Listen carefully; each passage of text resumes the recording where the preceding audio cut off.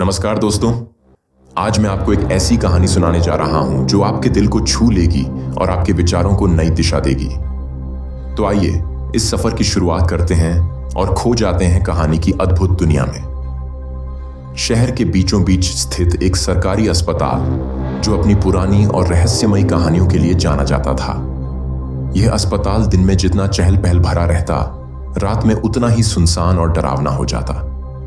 इस अस्पताल में 2 वार्ड बॉय शिवम और करण काम करते थे। दोनों बहुत अच्छे दोस्त थे और अक्सर खाली समय में अजीबोगरीब बातों पर चर्चा करते। एक रात जब अस्पताल में चारों ओर सन्नाटा छाया हुआ था, शिवम ने करण से कहा, करण, तुम्हें पता है, लोग कहते हैं कि तीसरे माले से रात को किसी औरत के रोने की आवाज आती है। करण ने मुस्कुराते हुए कहा, अरे ये सब कहानियां हैं, इन पुरानी बिल्डिंग्स में ऐसी आवाजें आ ही जाती हैं। शिवम ने गंभीरता से कहा, मैं मजाक नहीं कर रहा, पिछले हफ्ते मैंने खुद वो आवाज सुनी थी। ये कुछ अलग है, जैसे कोई अपनी पूरी ताकत से मदद के लिए पुकार रहा हो।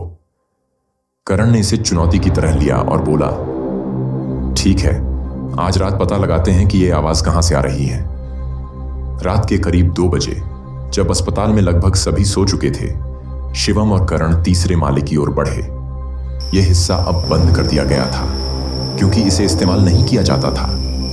गलियारे में हर कदम के साथ उनकी धड़कनें तेज होती जा रही थीं। जैसे ही वे तीसरे माले पर पहुंचे, अचानक एक धीमी करुण आवाज सुनाई दी। यह किसी औरत के रोने की आवाज थी। शिवम ने करण की ओर देखा और कहा, देखा, मैंने कहा था ना। आवाज एक बंद कमरे से आ रही थी। दोनों ने डरते हुए दरवाजे को धक्का दिया। अंदर अंधेरा था। करण ने अपनी टॉर्च जलाई, लेकिन कमरे में कुछ खास नहीं था, बस एक पुराना पलंग और टूटे हुए फर्नीचर। अचानक उनकी टॉर्च बंद हो गई। कुछ पलों के लिए पूरा कमरा अंधेरे में डूब गया। जब टॉर्च फिर से जली तो रोने की आवाज बंद हो चुकी थी। अगले दिन शिवम ने अस्पताल के पुराने चौकीदार मनोहर चाचा से इस बारे में बात की।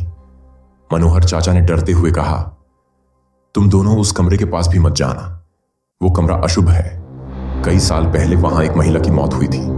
कहते हैं उसकी आत्मा आज भी वहां भटकती है। करण ने यह बात मजाक में उड़ा दी, लेकिन शिवम के मन में डर और जिज्ञासा दोनों बढ़ गए। दोनों ने ठान लिया कि वे इस रहस्य को सुलझा कर रहेंगे। इस बार वे एक छोटी सी रस्सी और पुराने कमरे की चाबी लेकर गए। तीसरे माले पर पहुंचते ही उन्हें वहीं रोने की आवाज सुनाई दी। आवाज का पीछा करते हुए वे उसी कमरे में पहुंचे। कमरे की अलमारी पर उनकी नजर पड़ी, जो पिछली बार उन्होंने नहीं देखी थी। करण ने अलमारी खोली तो उसमें एक पुरानी डायरी और एक महिला की धुंधली तस्वीर मिली। डायरी के पहले पन्ने पर लिखा था, डॉ अनिल, आपने मुझे धोखा दिया, मेरी मौत का बदला लिया जाएगा। डायरी पढ़कर शिवम और करण हैरान रह गए। अब यह साफ था कि मामला आत्महत्या या भूत प्रेत का नहीं, बल्कि किसी गहरे राज का था। शिवम और करण ने डायरी के जरिए यह पता लगाने की कोशिश की कि डॉ अनिल कौन थे।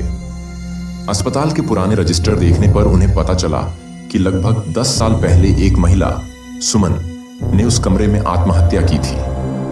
लेकिन डायरी के तथ्य बताते थे कि उसकी मौत के पीछे एक बड़ी साजिश थी। अनिल, जो उस समय अस्पताल के वरिष्ठ डॉक्टर थे, ने सुमन को शादी का झांसा दिया था।